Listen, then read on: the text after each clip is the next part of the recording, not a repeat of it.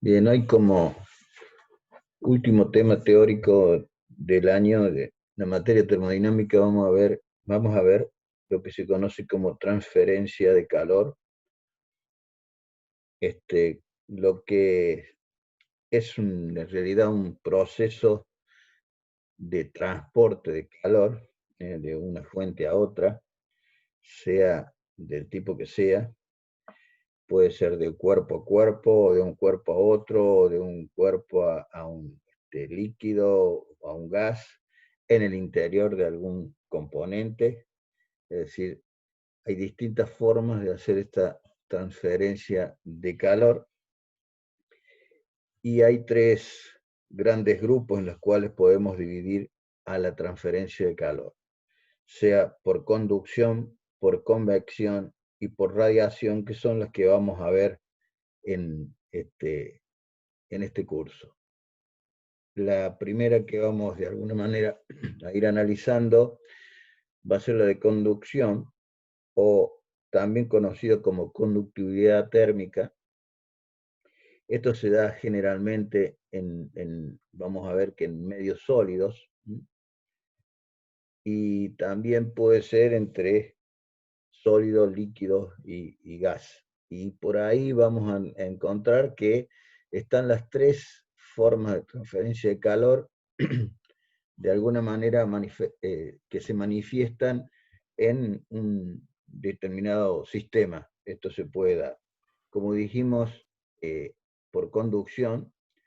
Generalmente son medios sólidos en contacto. Esto necesita un contacto íntimo para que pueda existir este tipo de transferencia de calor, dos cuerpos que se tocan, dos fluidos, etcétera, pero tiene que haber un contacto físico, digamos, entre los medios o los sistemas que va a existir esta transferencia de calor.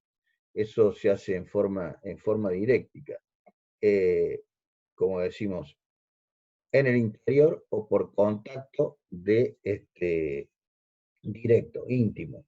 Esto se produce de alguna manera, podemos decir, de molécula a molécula. Se va transmitiendo a través de las mismas. Después vamos a ver que hay, hay componentes o materiales o formas que tienen mayor transferencia de calor que otros, que dependen específicamente de algunos factores que lo vamos a ir viendo. El, en la transferencia de calor por conducción, de alguna manera es proporcional a la superficie de contacto a través de la que realiza la transferencia.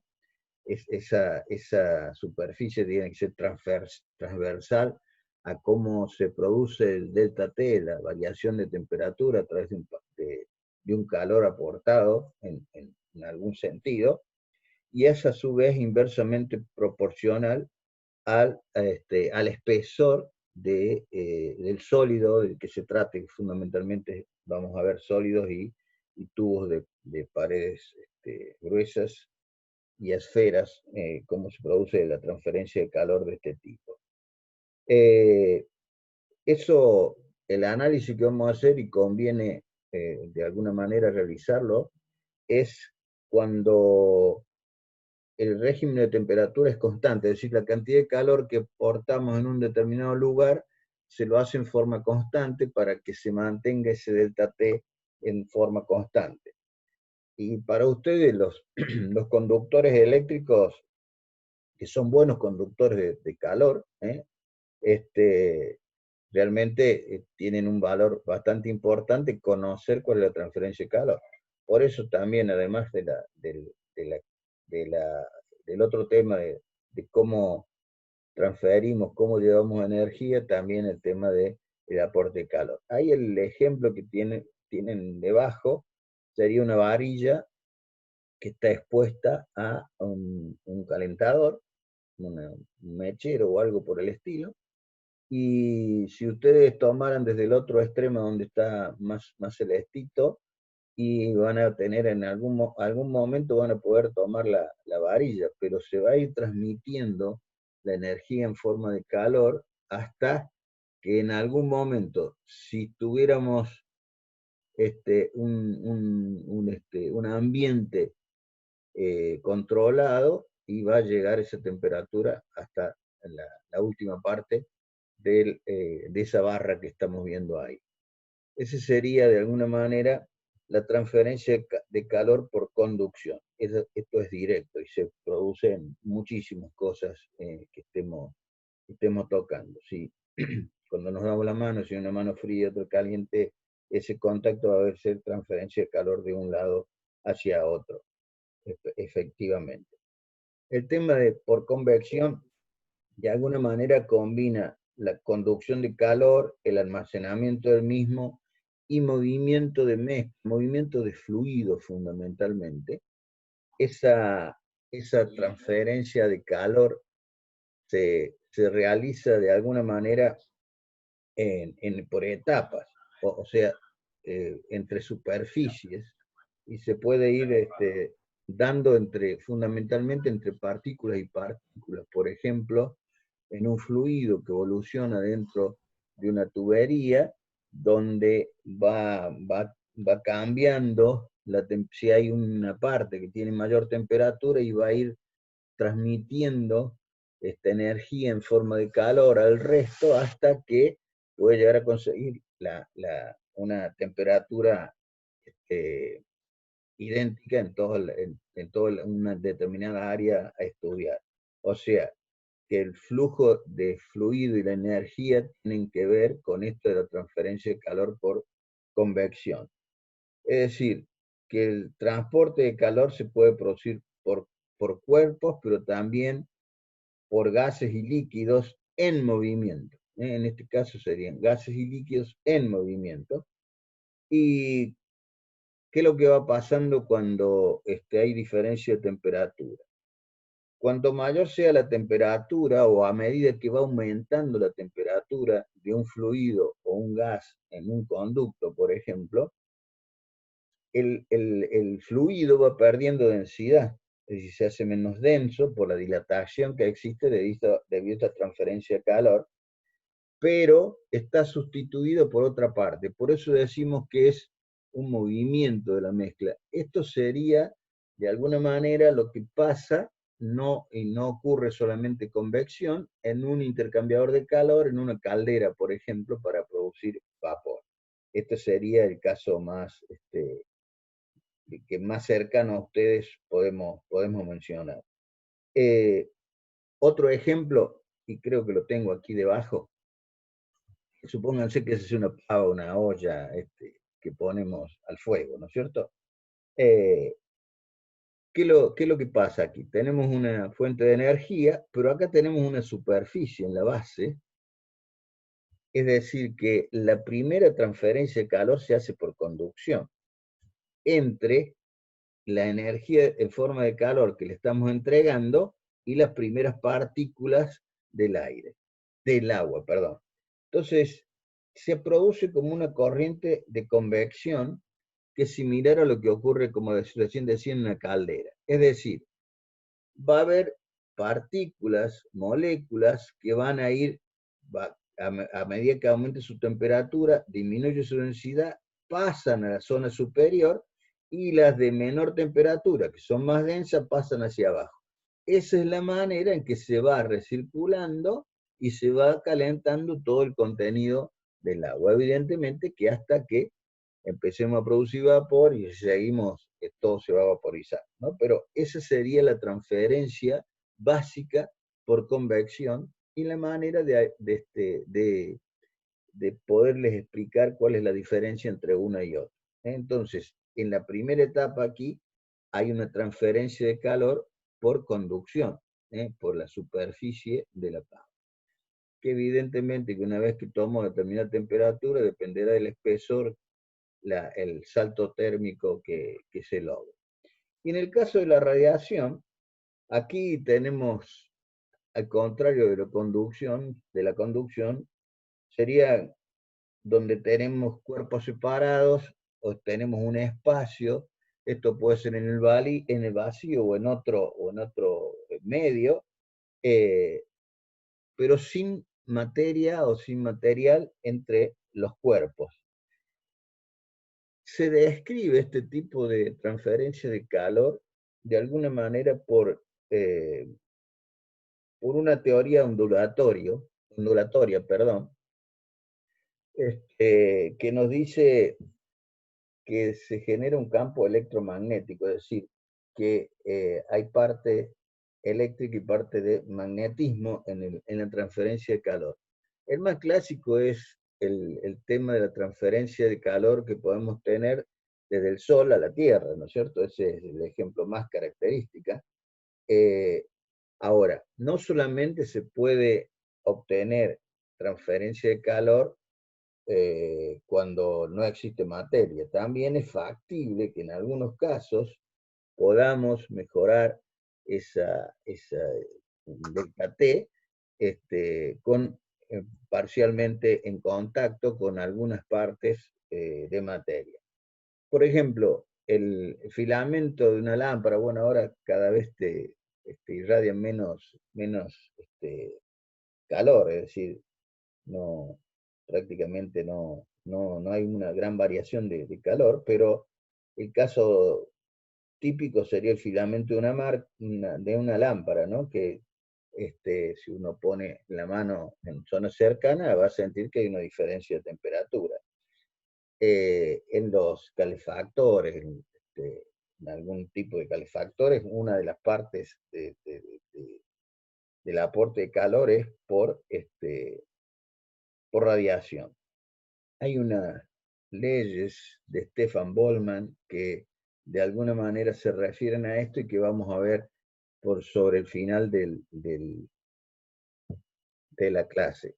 Aquí tendríamos un efecto o una forma de, de conseguir una transferencia de calor por radiación. El caso de lo que estamos viendo ahí, ahí hay una cierta energía que acá podemos ver de electromagnética que nos permite, en este caso, calentar una comida.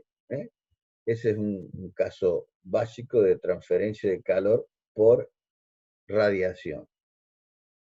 Dicho esto, vamos a empezar a estudiar un poquito más profundamente cada uno de ellos. En realidad, profundamente no sería tanto, pero para que entendamos un poco de qué se trata. Y vamos a empezar a ver transferencia de calor en una pared homogénea, por conducción, por supuesto, una pared plana homogénea. La vamos a dibujar un poquito, vamos a suponer una pared como esa de un determinado material, un mismo material, donde vamos a tener una cara A y B, entre las cuales vamos a hacer un aporte de calor en sentido perpendicular a la superficie de la misma, es decir, que vamos a transferir calor desde la cara A a la cara B. Esto dice que vamos a tener un determinado espesor, porque va a depender, recuerden que dijimos que depende del espesor, y vamos a tener una temperatura T1 del lado de la cara A que vamos a suponer superior, y vamos a hacer una transferencia de calor hacia la cara B, y vamos a obtener al final de ese proceso una temperatura T2 que va a ser menor a la T1, por lo tanto vamos a producir un entre las dos caras de este material, ¿sí? Vamos a ver que la transferencia de calor va a depender básicamente también del material para un mismo espesor del material que esté compuesta esa placa. Acá podemos tener dos fluidos, un fluido A y un fluido B también, ¿no es cierto? Vamos a ver que va a estar relacionado con un coeficiente de conductibilidad que se llama, y lo vamos a estudiar específicamente. Si nosotros queremos determinar cuánto vale o la temperatura o la transferencia de calor que hemos realizado en este sistema, hay una ecuación de Fourier que dice lo siguiente,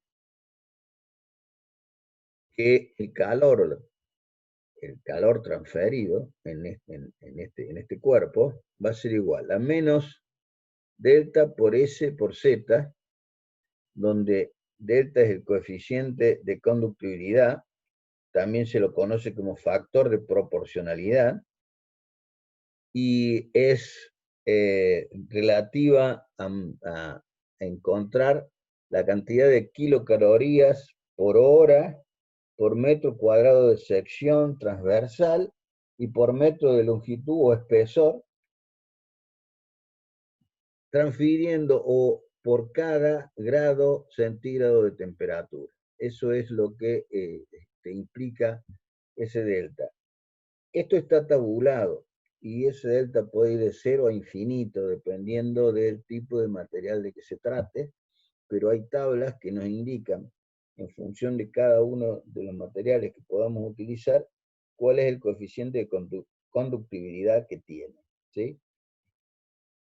Esa es la ecuación de Fourier que nos dice cuánto vale el calor transferido en esa condición dada del dibujo. Sería como tener una placa como esta, donde transferimos calor del lado A hacia B por un espesor E, como estamos viendo ahí, y tenemos una temperatura, supongamos que sea aire lo que está rodeando la placa, tenemos una temperatura del aire T1, que sería esta que estamos viendo acá del lado A, y una temperatura del aire T2, que lo tendremos desde el otro lugar. Esa ecuación que estamos viendo de Fourier dice que lambda es como venimos ya mencionando, es el coeficiente de conductibilidad o factor de proporcionalidad o coeficiente de transferencia de calor, también se lo suele denominar, y ese sería el área de transmisión de calor en metro cuadrado y Z el tiempo en horas. La rapidez con la que varía o va a variar esa transferencia de calor va a depender de la variación de temperaturas respecto, o el tiempo en que vamos a pasar de una temperatura a la otra, respecto al espesor en la dirección de flujo. Este negativo que vemos acá, que me olvidé de decirlo, es porque la temperatura T2 es menor que T1. ¿Qué quiere decir esto? Que a medida que vamos pasando por una placa de un determinado material, esta pared plana que hemos dicho que íbamos a analizar, la temperatura va a ir disminuyendo a medida que vamos transcurriendo desde un extremo al otro de la placa. Eso, la velocidad con la que se lo haga va a depender de la diferencia de temperatura y del espesor de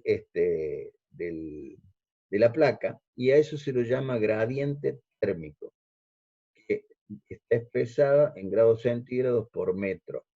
Metro es la que se utiliza, si es relativamente más chica tendríamos que ver por otra unidad de medida, ¿sí? Entonces, vamos a tener dos inconvenientes. Bueno, aquí está lo que recién les decía, coeficiente de transmisión de calor, S área de transmisión en metros cuadrados y Z el tiempo en horas.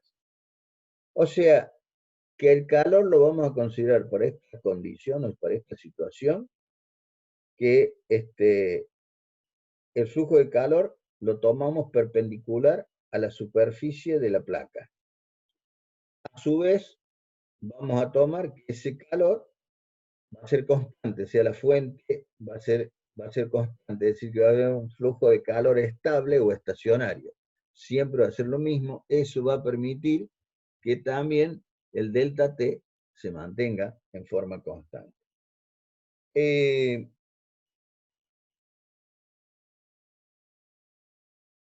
otra cosa? El lambda, como recién decíamos, varía, y no solamente varía por el tipo de material. Digamos, mayoritariamente va a depender del tipo de material del cual hagamos esto, que estemos utilizando para hacer esa transferencia de calor. Y aquí tenemos extremos, ¿no? Por ejemplo, un material, un metálico, como el oro, el cobre, la plata, son muy buenos conductores de calor. Pero en el caso de los cuerpos esponjosos, eh, transmiten menos calor y se los considera como aislantes. Por ejemplo, el vidrio o el amianto son aislantes que tenemos en cuenta. Pero también ese lambda va a variar con la temperatura de los cuerpos. Va a depender la transferencia de calor o la velocidad de transferencia de calor por las temperaturas de los cuerpos. Y también va a depender de alguna manera de la superficie de ese cuerpo o de esa pared, porque puede que la sección transversal no sea constante, es decir, tenga variaciones o no sea recta, sea cilíndrica, no uniforme, dependerá también del grado de rugosidad. O sea que para poder determinar el calor, vamos a tener que dividir ese cálculo, ese proceso, en tantas partes que tendremos que considerar para verificar cuál es la transferencia de calor en un flujo siempre uniforme, ¿no? Entonces, dependerá de todos esos factores que nos permiten calcular cuánto es la transferencia de calor. O sea que no solamente es el material, sino también las temperaturas entre las cuales, o la fuente caliente, si ustedes quieren, y también la superficie, cómo esté construida o constituida la superficie. Ese porque dijimos que es un contacto físico directo, entonces va a haber superficies que son superficies perfectamente planas, va a haber mayor transferencia de calor que en otra superficie con otras formas o con formas no tan constantes. Ese es uno de los casos. Ahora, ¿qué pasaría si nosotros queremos determinar la temperatura en un determinado punto de esa placa o esa pared plana que hemos hecho y que es homogénea, o sea, es una sola pared? Bueno, aquí vamos a tener que analizar esa transferencia de calor por conducción en el interior de esa pared plana, ¿sí? Vamos a dibujar nuevamente nuestra pared, vamos a poner las temperaturas de la cara A y de la cara B, como recién veíamos. La transferencia de calor la vamos a hacer en ese sentido. Y la placa va a tener un espesor que llamamos E. Y vamos a tomar una superficie determinada para para medir la temperatura a una determinada distancia, sería del lado A o del lado de la temperatura T1, a la cual queremos conocer cuánto sería la temperatura en ese punto. Por ejemplo, como el que estamos marcando ahí, que lo vamos a llamar, la temperatura le vamos a llamar simplemente T. Ese punto, el cual queremos determinar la temperatura T, va a estar a una distancia que la vamos a llamar X. Hasta ahí vamos. O sea, que seguimos y vamos a tratar de calcular, es decir, vamos a calcular la transferencia de calor de acuerdo a lo que recién veíamos de la ecuación de Fourier. Esta ecuación va a ser la que vamos a emplear. Si llamamos a esa transferencia de calor Q hasta ese punto, o sea, en el interior de la pared, y decimos que va a ser igual al calor Q que vamos aportando aquí sobre el coeficiente de transferencia de calor, la superficie y el tiempo, eso va a ser igual a T2 menos T1 sobre E, que es lo que recién veíamos, que de alguna manera nos dice cuál es la velocidad de transferencia de calor en este momento. Si, no me acuerdo que tengo acá, nosotros podemos, de alguna manera, hacer lo siguiente. Denme un segundo, que ahí se los muestro. Sería, considerando todo el espesor de esa placa que estamos viendo ahí, dado entre T1 y T2 temperatura, o considerar un espacio donde queremos determinar cuánto valdría la temperatura en ese punto. Vemos que tienen ecuaciones similares, lo único que está variando acá entre las temperaturas que estamos analizando la transferencia de calor. Como tenemos los dos términos, el coeficiente de transferencia de calor, la superficie y el tiempo, eso lo podríamos eliminar y quedar con esta ecuación que, miren, que relaciona solamente los espesores o la distancia a las cuales queremos hacer el análisis de la transferencia de calor. Disculpen que tengo un problema de internet, pero me parece que lo solucioné. Nos quedaría una expresión como esa. Lo que vamos a tratar nosotros de determinar era la temperatura del punto T. Es decir que vamos a ir despejando, en este caso T1 menos T, y luego podemos decir, despejando T, que va a ser igual a T sub 1 menos T1 menos T sub 2X sobre E.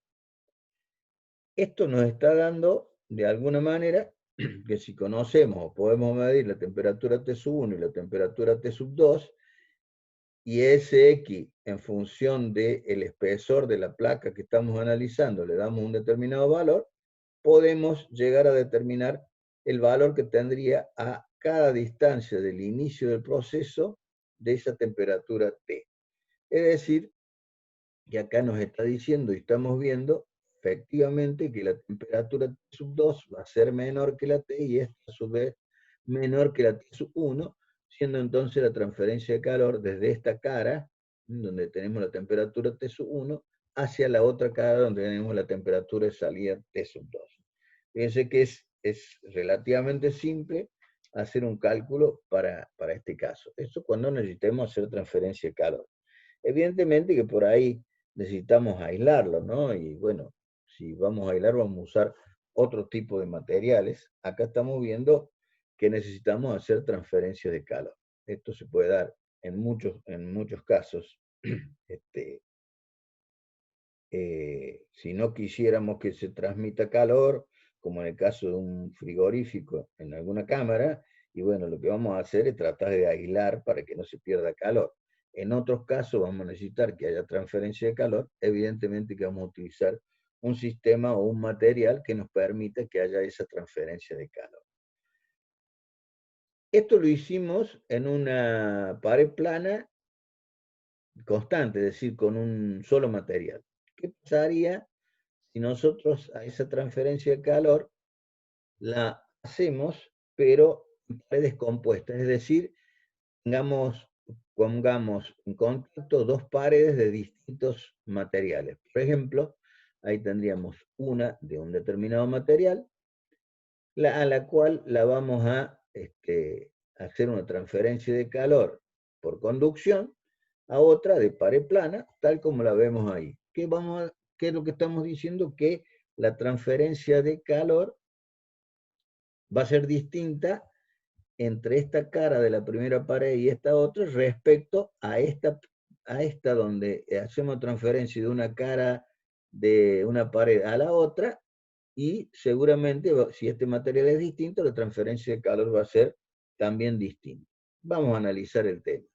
Vamos a suponer que tenemos dos placas de espesores sub 1 y sub 2, pueden ser del mismo espesor, pueden ser de distintos espesores, y vamos a producir un aporte de calor y vamos a querer transferir calor en ese sentido, perpendicular a la superficie de las placas, donde aquí vamos a tener un coeficiente de transferencia de calor 1 y un coeficiente de transferencia de calor 2 para cada una de las placas, porque dijimos que son dos materiales distintos. Recordemos que para determinar este tipo de coeficiente de transferencia de calor, tenemos tablas que están habilitadas para poderlo determinar. Esto vamos a llevarlos al plano y vamos a considerar las mismas dos placas que estamos viendo ahí, con los espesores correspondientes y la transferencia de calor en el mismo sentido. Recordando que ambas tienen dos coeficientes distintos de transferencia de calor. Vamos a poner una temperatura T1 aquí de este lado de esta primera placa, va a haber una transferencia, una caída de temperatura por el sentido en el que estamos aportando el calor, a la salida de esta primera placa, T sub 2, y evidentemente con esa temperatura vamos a ingresar a la otra placa, donde va a haber una disminución de la temperatura hasta T3 a la salida de la segunda placa. De alguna manera representado por lo que estamos viendo a continuación. ¿Cómo sería la ecuación para este caso? Vamos a poner los espesores. ¿Cómo sería la ecuación para este caso? Q sería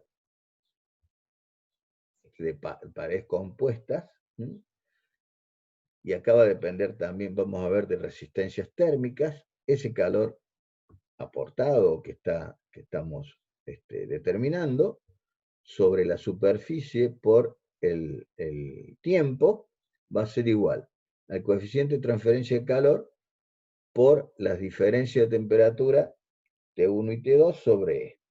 Ahora bien, nosotros estamos analizando dos cuerpos distintos y vamos a establecer lo que se conoce como resistencia térmica. Le vamos a llamar R para este caso, y esa resistencia térmica va a depender del espesor y del coeficiente de transferencia de calor.